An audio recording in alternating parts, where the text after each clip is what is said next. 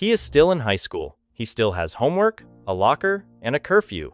And on a summer night in Memphis, this kid lined up against grown professional men with Olympic medals and sponsorship deals, and a decade of training on him, and he beat them. Not by leaning at the line. He beat them and ran the fastest 400 meters in the history of anyone his age. His name is Quincy Wilson, and what he is doing to the 400 meters is the kind of thing that makes a legend like Michael Johnson sit up and pay attention. Because nobody this young is supposed to be this fast. Let me set the scene. July 2025.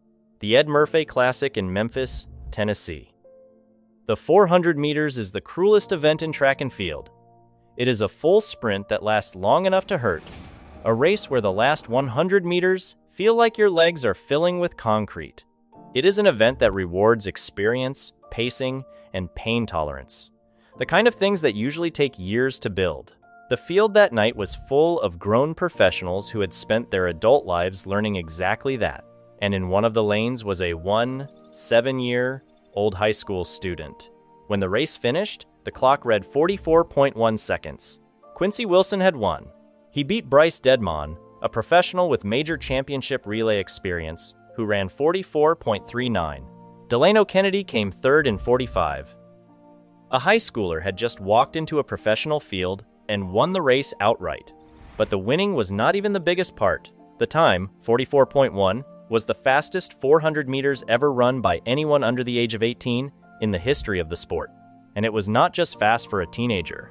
It made him the fourth fastest man in the entire world that year, across all ages, professionals included. Sit with that. A kid who still had to ask permission to leave campus was the fourth fastest quarter-miler on the planet. And here is the part that should reframe how you see him. This was not the first time the world had heard of Quincy Wilson.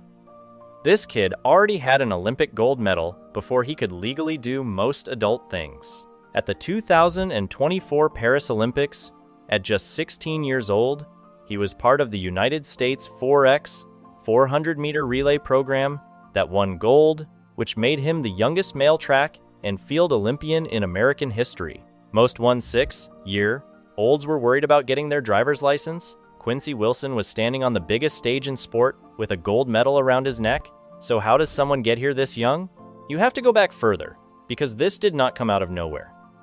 When Quincy Wilson was 14 years old, he broke an under 1-4 record that had stood for around 30 years, a mark set by the legendary youth prodigy Obia Moore, a name that anyone who follows youth track knows.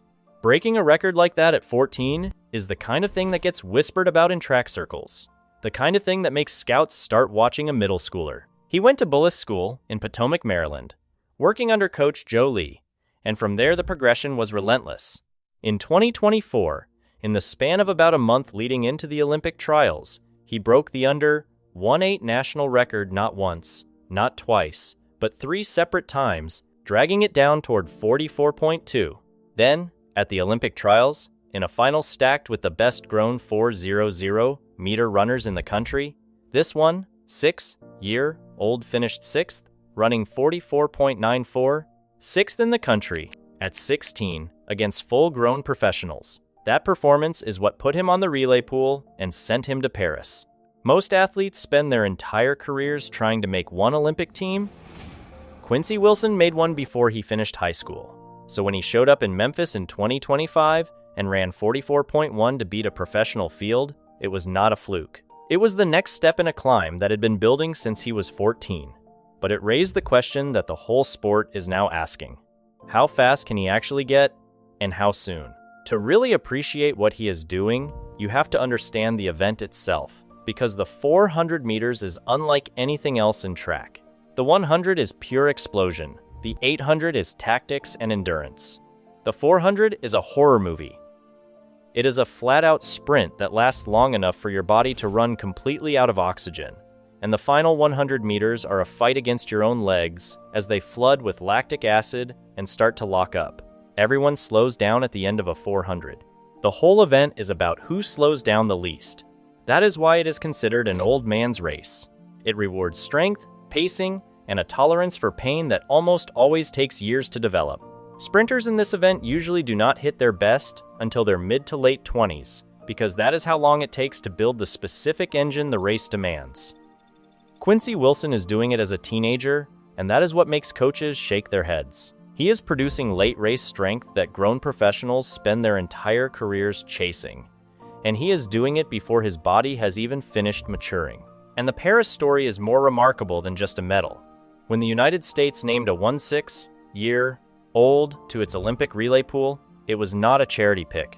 There was real debate about whether someone that young belonged in that environment at all, whether the pressure of an Olympic Games would be too much. He answered it the only way that matters, by earning his spot on the track and being part of a gold medal effort for the most demanding relay program in the world. He did not look out of place against grown men at the Olympics. He looked like he belonged. You also have to place him in a lineage, because American 400 running has a royal bloodline. Michael Johnson redefined the event. After him came names like Jeremy Warner and LaShawn Merritt, Olympic champions who carried the standard forward. These are the giants of the event, the men whose times define what greatness looks like. And a high school junior is now running fast enough to have his name spoken in that company. That is not a normal sentence. Teenagers are not supposed to be in the conversation with Olympic champions. Quincy Wilson is. One Piece R5 Lovin'. Before we go further, drop it in the comments. A high schooler beating grown Olympic-level pros in the 400? Did you think that was even possible? Be honest. Now, to understand how rare 44.1 really is, you have to bring in the man who defined this event, Michael Johnson. For an entire generation, Michael Johnson was the 400 meters. His running style, that upright, short-stepping, impossibly smooth stride, became iconic. His best of 43.18 stood as the world record for years and was treated as a number from another planet. When people talk about greatness in the 400, they start with him. So when a high school junior runs 44.1, the only way to understand it is to measure it against that standard. Quincy Wilson, still in high school, is now running times that put him in the conversation with the all-time greats of the event, the kind of names that have statues and highlight reels. Now I have to correct something, because accuracy matters and the comments will catch it if I get it wrong. A lot of people still believe Michael Johnson holds the world record in the 400 meters. He does not, and he has not for years. The current world record belongs to Wade van Niekerk of South Africa, who ran an almost unbelievable 43.03 at the 2016 Rio Olympics from lane 8, with nobody in front of him to chase. That is the number at the very top of the mountain, 43.03. And here is why that matters for this story. Quincy Wilson, as a high schooler, has run 44.1. The gap between him and the greatest 400 ever run is about 1 second. 1 second. In an event this brutal, that is still a canyon, but he is a teenager. He has not finished growing, he has not finished developing, and he is already close enough to the summit that you can draw a straight line from where he is to where the legends are. That is what makes Michael Johnson and every other great in this event take notice.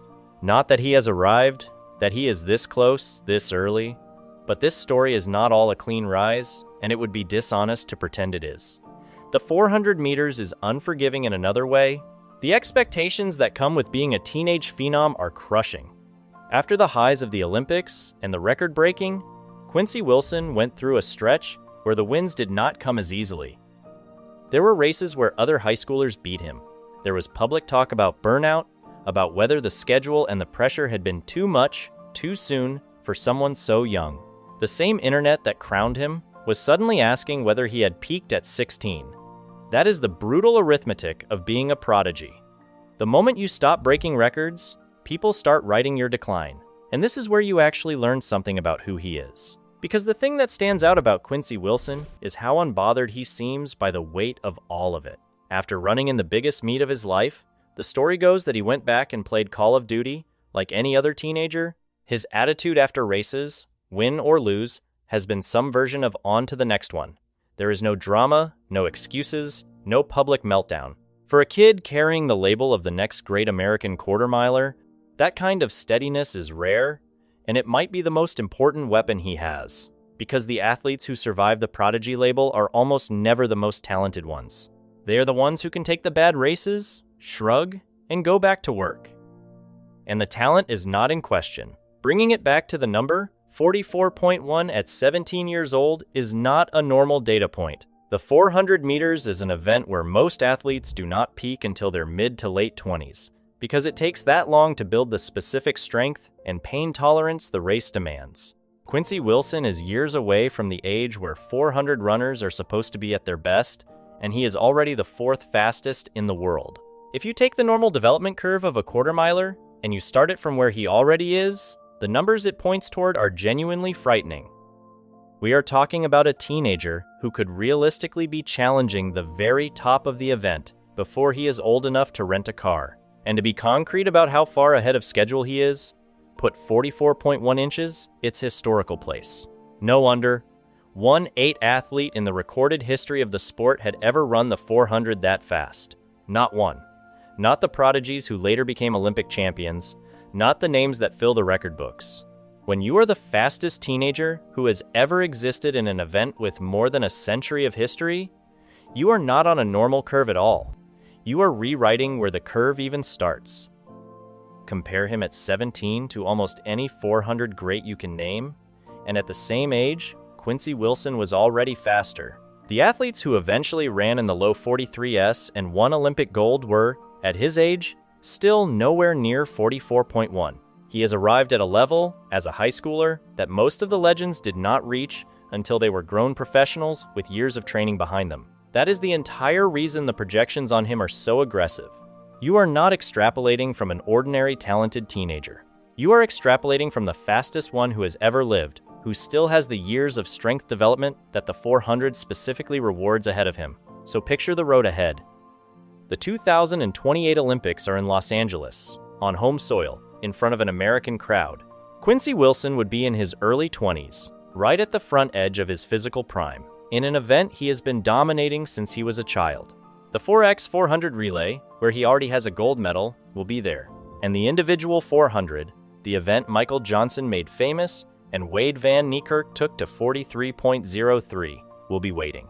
The kid who broke a 30-year-old record at 14, who made the Olympics at 16, who beat grown professionals at 17, will walk into that stadium as one of the faces of American track. And the question the whole sport is circling is simple. Is he going to be the one who finally chases down that 43.03?